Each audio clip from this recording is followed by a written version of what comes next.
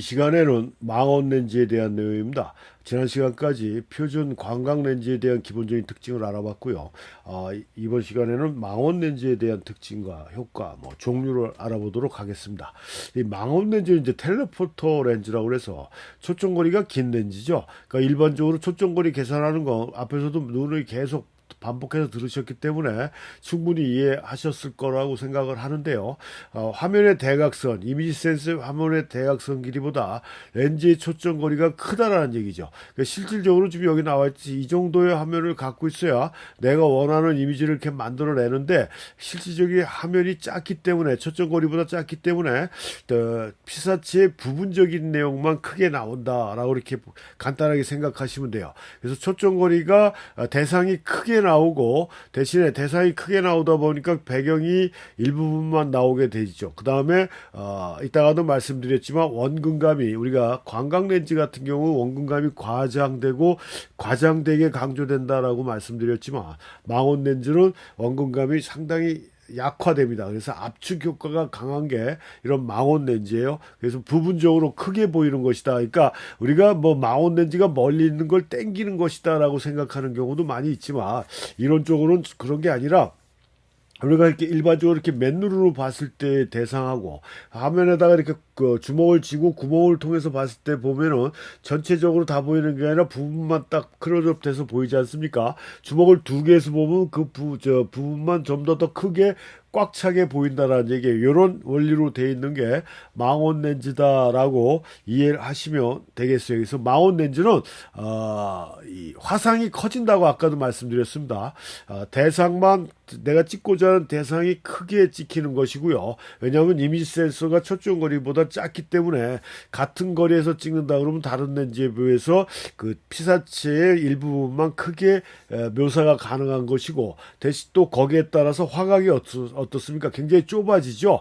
부분적으로 보는 거기 때문에 화각이 상당히 좁아지고요. 원근감이 약화됩니다. 그래서 압축 효과가 강하다라고 그랬어요. 떨어져 있는 대상도 붙어서 나온다라고 얘기했습니다. 그래서 제가 표준인가 광각 렌즈 강의할 때 말씀드렸지만 그 러시아어 시간에 아주 밀집된 콩나물 시루 같은 그런 전철이라든가 그 사람들이 모여 있는 그런 광경을 찍고자 할 때는 광각 렌즈가 아니라 망원 렌즈로 찍어야 한 30cm씩 떨어져 있는 사람들도 그 머리 부분이 다다다닥 붙어서 나오는 이런 밀집 효과를 강하게 묘사할 수 있는 게 이 망원 렌즈가 가지고 있는 특징이다. 그리고 거기에 따라서 비상의 심도가 상대적으로 상당히 낮다라고 했습니다. 이것도 광각 렌즈 할 때 설명해 드렸지만 같은 조리개 수치라고 해도 망원 쪽은 경동이 필름의 카메라의 렌즈의 길이가 길어지지 않습니까? 길어졌으니까 길어진 만큼 빛이 들어오다가 그 터널을 통과하면서 빛이 감소가 되기 때문에 똑같은 양의 빛을 받아줘야 적정 노출이 이루어지는 거라 감소된 만큼의 양만큼 조리개 구멍을 좀 더 크게 만들었다라고 얘기를 했어요. 그러다 보니까 다른 렌즈에 비해서 심도가 낮다라고 얘기했고요. 다시 한번 강조하지만 망원 렌즈를 찍는다고 해서 무조건 심도가 낮은 사진이 만들어지는 건 아니고 다른 렌즈들에 비해서 심도가 낮다라는 점이라는 걸 또 한번 강조해서 말씀드리고요. 망원 렌즈는 다른 렌즈에 비해서 렌즈가 길고 커지니까 당연히 무겁겠죠. 또 심도가 상대적으로 낮다라고 그랬어요. 무겁고 심도가 낮기 때문에 손으로 들고 찍기가 어려운 렌즈가 망원 렌즈다라고 이렇게 보시면 돼요.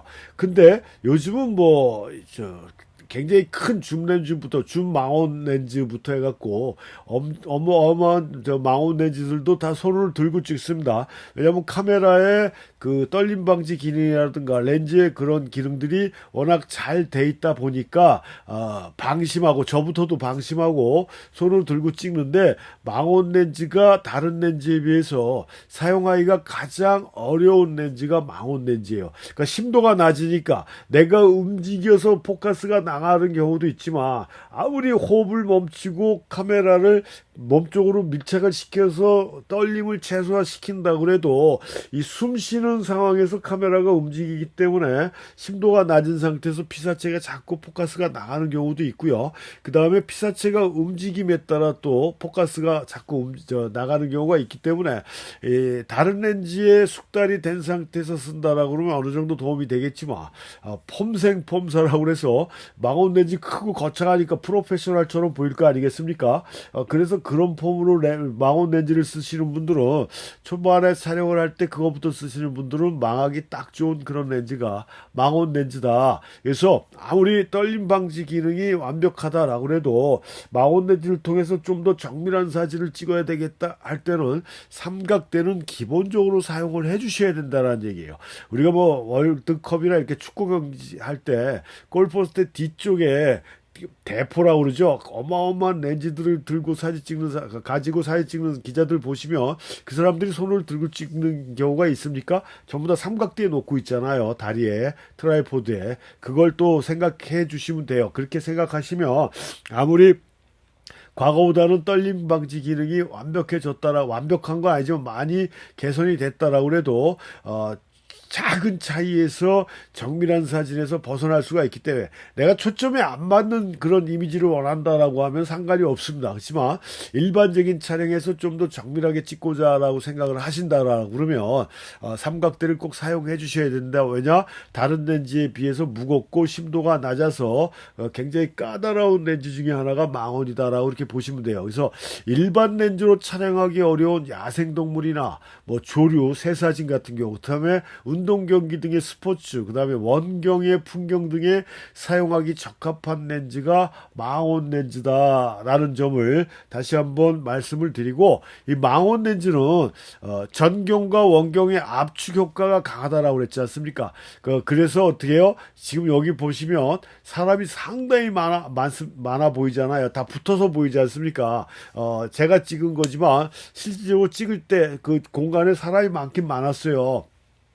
관광객이 많긴 많았는데 실질적으로 이렇게 막 붙어서 숨 쉴 틈조차 없이 밀집되어 있지는 않았다. 하지만 망원을 쓰다 보니까 그런 압축 효과가 강조가 돼가지고 이렇게 다다다닥 숨 쉴 틈조차 없이 밀집된 모습으로 나오는 게 망원 렌즈가 가지고 있는 효과다.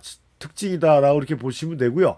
렌즈의 조리개를 아주 조이면 원경과 근경의 관계가 인간의 시각 체험과 전혀 다르게 극히 평면화된 시각으로, 그러니까 압축 효과가 강조가 돼서 그 납작하게, 특히 평면화를 만들어낸다라는 얘기예요. 그래서 원근감도 상실되고 추상과 패턴의 효과가 강하게 표현되는 그런 효과를 만들어낼 수 있는 게 망원 렌즈가 가지고 있는 특징이다라는 점을 이해하시면서 망원 렌즈를 써주셔야 된다라는 얘기고, 반대로 조리개를 개방하면 특유의 아웃포커스가 나타나죠. 아웃포커스가 왜냐하면 다른 렌즈들에 비해서 이 구멍이 더 크기 때문에 같은 조리개라도 아웃포커스가 강조되게 나타나고, 피사체와 배경이 분리돼서 피사체는 더욱 강조되고 배경은 무한한 원근감을 갖는 이런 효과를 조리개를 조인 것보다 찾아낼 수가 있는 게 또 이 망원 렌즈가 가지고 있는 특징이면서 효과다라고 보시면 되겠어요. 그러니까 어떤 렌즈를 사용하시든지 간에 자기가 사용하는 렌즈의 특징 을 아시고 사용을 해줬을 때 그 촬영에 있어서 그 결과물이 좋아질 수 있다라는 점을 다시 한번 상기시켜 드리면서 이 평면성을 강조하기 위해서는 망원 렌즈 갖고 조리개를 조여 주시면 되는 거고, 원근감이 약화되는 렌즈니까 원근감을 좀 더 강조하기 위해서는 심도를 낮게 해서 촬영을 해주는 게 좋다라는 게, 간단하게 말씀드리면 그렇다라는 게 이 망원 렌즈의 효과면서 특징이고요. 그 다음에 이 망원 렌즈의 종류도 크게 두 가지로 나눌 수가 있겠죠. 준 망원 렌즈가 있고 일반 망원 렌즈가 있고 세 가지입니다. 준 망원이 있고 일반 망원이 있고 초망원이 있어요. 준 망원이라는 건 뭐예요? 50mm 이상. 그러니까 이것도 마찬가지요. 제가 관광 렌즈 설명할 때도 말씀드렸지만 풀프레임을 기준으로 설명을 해드린다라고 얘기를 했습니다. 그러니까 크롭 바디를 쓰시는 분들은 카메라마다 조금 틀리지만 그냥 평균적으로 1.5를 곱해주면은 크롭 바디의 초점 거리에 해당된다라고 제가 말씀을 드렸어요. 그래서 이 준 마원 같은 경우는 50mm 이상 나와 있는 게 70mm가 있지 않습니까? 70mm도 있고 단 렌즈로 70mm는 없는 걸로 제가 알고 있어요. 85mm 가 있죠. 그 다음에 그러니까 85, 70에서 105mm 정도에 해당되는 초점 거리를 갖고 있는 렌즈가 준 망원에 해당된다라고 볼 수 있고, 제가 표준 렌즈 설명할 때 말씀드렸지만 이런 준 망원 렌즈의 효과는 표준 렌즈로도 충분히 가능하다. 몇 발짝 앞으로 들어가면 되니까 그렇게 말씀을 드렸어요. 그래서 그 화각이 한 30도 전후에 해당되는 그런 초점거리고요. 그 다음에 아주 가장 충실한 자연감을 묘사할 수 있는 자연스러운 또 원근감까지도 표현할 수 있는 그런 렌즈가 줌마운이라 일반적인 포트레이트라든가 일반적인 인물 사진에 주로 사용되던 그런 렌즈가 줌마운 계열 렌즈다라고 이렇게 보시면 됩니다. 여기 지금 샘플에 나와 있는 135mm 요 렌즈 같은 경우도 줌마운에 해당된다라고 이렇게 볼 수가 있어요. 그래서 이렇게 초점거리 좀 망원이지만 표준보다 조금 긴 이런 형태의 렌즈를 우리가 준 망원이다라고 이렇게 얘기할 수가 있는 거고요. 이 일반 망원 렌즈는 135mm 이상 200mm까지를 우리가 그러니까 뭐 180mm도 있고 뭐 중간에 몇 가지가 있는데 이런 렌즈를 우리가 일반 망원 렌즈라고 그러고, 이 망원 렌즈 중에서 가장 망원 종일 효과로 우리가 많이 사용하는 그런 렌즈 중에 하나가 일반 망원 렌즈다라고 보실 수가 있습니다. 그렇게 구분해 주시면 되는 거고, 그 다음에 초망원 렌즈는 당연히 뭐예요? 200mm 이상을 우리가 얘기한다라고 볼 수 있겠어요. 그러니까 300mm부터 해당된다라고 이렇게 보시면 되는데요. 이 300mm 이상 되는 이 초망원 렌즈 같은 경우는 우리의 그런 화각 자체가 우리의 일상 시각과는 동떨어진 비일상적인 각도를 가지고 있는 것이고, 이 스포츠 사진이라든가 그 앞부분에서도 말씀드렸듯이 그 야생 조류 사진에 적합한 그런 렌즈가 이 초망원 계열 렌즈다라고 이렇게 보시면 됩니다. 그러니까 그 굉장히 소리에 민감한 그런 동물이나 조류들을 찍을 때는 가까이 갈 수가 없는 경우가 많이 있지 않습니까? 그럴 때는 이렇게 초점거리가 긴 초망원 렌즈를 사용하면 되는데, 이 초망원 계열 렌즈들은 상당히 비싸죠. 상당히 비싸기 때문에 내가 그쪽 분야에서 사진을 찍는 것이 아니다라고 했을 때는 쉽게 접할 수 있는 렌즈는 아니고요. 일반적으로는 앞부분에서 얘기한 일반 망원 렌즈에 해당되는 200mm 정도까지가 가장 일반적으로 많이 사용되는 그런 망원 렌즈의 하나다라고 이렇게 보시면 되고, 그래서 정리해서 말씀드리면 망원 렌즈는 다른 렌즈들에 비해서 무겁고 심도가 낮기 때문에 사용하기가 좀 까다로운 렌즈가 망원 렌즈고요. 그 다음에 압축 효과가 강해서 원근감이 약화되는 그런 면이 있고 평면성이 강조되는 그런 면이 있다. 그래서 그런 면에서 평면성을 좀 더 극복하기 위해서는 광선이라든가 뭐 노출을 이용해서 대상의 콘트라스트를 조절해 줘야 되는 게 일반 렌즈보다는 좀 더 많아질 수가 있다라는 그런 또 특징을 갖고 있는 게 이 망원 렌즈다라는 점을 아셔가지고 그냥 덩치 크고 폼나니까 나는 망원 렌즈를 써야지라는 그런 생각보다는 망원 렌즈를 내가 어떤 경우에 써야 되는지, 내가 촬영하는 방향이 굳이 망원 렌즈 쓸 일이 없다라고 했을 때는 그렇게 뭐 큰 돈 들여서 구입할 그럴 필요는 없는 그런 렌즈가 망원 렌즈다라고 이렇게 보시면 되겠어요. 그래서 망원 렌즈에 대한 기본적인 특징을 알아봤습니다.